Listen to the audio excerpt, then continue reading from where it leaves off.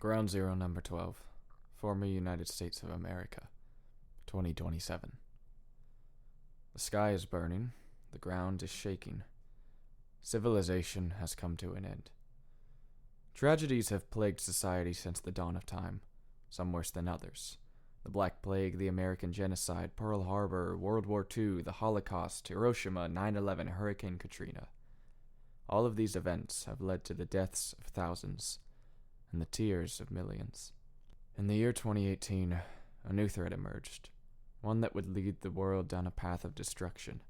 A mysterious virus the government later dubbed Vulnarius began to spread across the United States, morphing its victims into horrendous creatures with a lust for blood. And then it came. The event that ended it all. May 15th began as just another day, the world still concentrating all its brain power on either the growing Vulnarius plague or the latest release on Netflix. But then it came. A barrage of nuclear warheads headed straight for America with no warning and no way to stop them. The world shook. Millions of people screaming in terror as the patriotic country was destroyed. And then, as the flames tore cities, mountains, forests, and lakes apart, they were silenced. Only a handful remained. And with the Vulnarius creatures still lurking, those people were slowly picked off one by one. One moment, the United States of America was a bustling country of fast food, greedy civilians, and real estate. The next, it was a rabid wasteland of nuclear destruction and mutant creatures that roamed the earth. This was the story about how the world came to an end.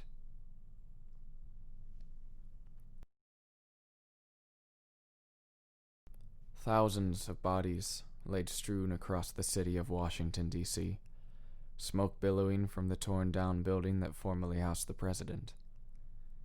The grass was dead, the trees burnt black, and any sign of life had been snuffed out. Dirt and dust blew through the air, a cool breeze whisking it through the atmosphere. Up in the sky, light shined down through the clouds of smoke, which plagued the skies and kept the atmosphere almost uninhabitable. Everything in the area was dead, destroyed by radiation. A man stumbled through the streets, tripping over a broken car door as they moved towards their target. Their skin was gray, their veins a distended glowing purple. Their eyes were a dark red, blood trailing down their faces and past their sharp set of teeth. They were mutated, but not from the radiation, from a virus that long preceded the tragedy that was the American fallout. The mutant proceeded towards its target, which was a struggling old man trapped in a ditch. His car had fallen straight into a hole on the side of the road due to his failed attempt to outrun a swarm of mutants not too far behind this one. He was trapped inside, trying to climb out as he struggled to release his broken leg from the shattered car window. "Please," he cried. "help me!" He shouted, but nobody was there. Almost the entire population was decimated, turned to dust and vaporized by the explosions or torn apart and transformed by the mutants. Only a handful of survivors remained, and there was nobody to help him. Nobody but one. The man screamed, watching as the mutant approached the edge of the ditch and looked down at him.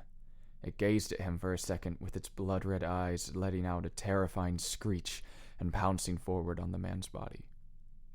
The man let out a scream, but alas, the mutant tore into his body. He sunk his teeth into the man's neck and tore out his jugular, filling his throat with blood and spilling even more out of his mouth. He dug his claws into his arms, slashing into his flesh and tearing straight into the bone. Blood spewed out of his corpse as the mutant pulled its head away, tearing off another chunk of flesh from the corpse's face. He was dead in moments, but the mutant was satisfied. At least, it thought it was. There was no sign of any further flesh in sight, until a small voice came from inside the car. Daddy? The mutant turned its head, attracted by the sound of a child's voice. It turned and approached the side of the car, latching onto the side door with its claws and screeching loudly as it glared at the young girl cowering inside. She screamed, and he roared, tearing off the metal door with a single yank. The girl tried to push him off, but it wasn't enough. The mutant crawled into the car, and the girl turned around and tried to escape out the other side. She was able to slip through, cutting her ankle on a sharp corner of the broken window. The mutant followed, crawling through the window as its sandpaper-like skin split open against the shattered glass window. The girl climbed out of the ditch and hurried into the street, the mutant crawling after it. But it was only after the mutant emerged from the ditch did a shadow step out from an alleyway, drawing a dark black weapon from its belt, a handgun. Daddy! She screamed as she stopped, eyeing her father's dead body laying against the car. His body was torn apart, and with no remorse, the mutant pounced on her. She screamed, and then came a gunshot.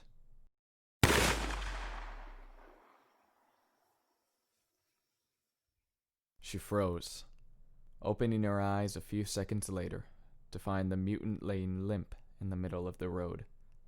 Black blood trickled down from the bullet wound in its forehead as the shadowy figure behind her holstered his weapon, approaching the young girl. Daddy!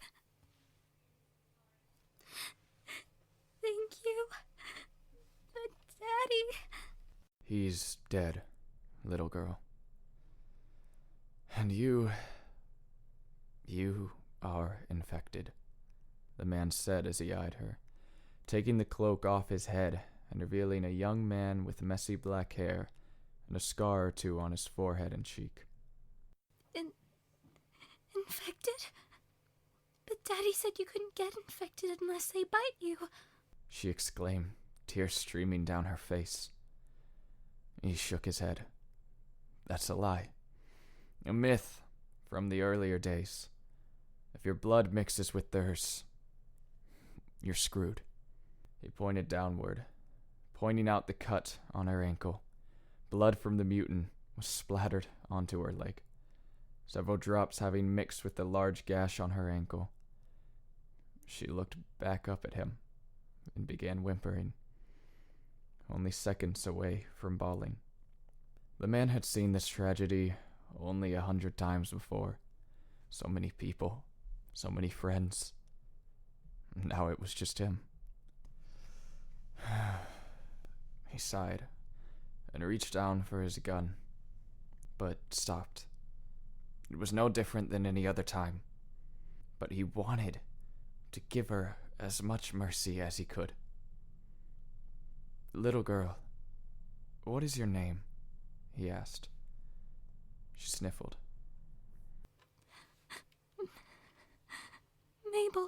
Mabel, you're a brave girl.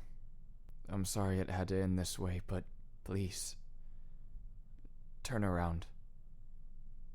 I'll take you to your father, he said, still not used to the idea of mercy killing. She slowly turned around, crying harder as tears and snot dripped down her face. The man sighed, holding up his gun as soon as her back was turned away. His hand shook, and he began to tear up. But it didn't hurt his aim. A single gunshot to the back of the head, and her body fell forward onto the pavement. God, why can't the world just give me a break from this? He asked himself, for probably the 100th time. Just as he holstered his weapon, the sounds came back. The growls, the snarls. The swarm that had been chasing them was getting closer, only a few blocks away now. He couldn't afford to bury the girl. And as much as it was the right thing to do, he needed to stay alive. He sighed, and gave her one final look before reaching down and pulling his bloody hatchet from the other side of his belt, taking the handle of a knife from the other side. 8 years. 8 years since this country had fallen. 8 years since over 1 billion people had suddenly vanished in a burst of light as 14 nuclear warheads smashed into the ground and decimated the population. 8 years since I cowered in a dark room, watching my friends and loved ones die around me as the world seemingly came to an end. 8 years since the Omega event.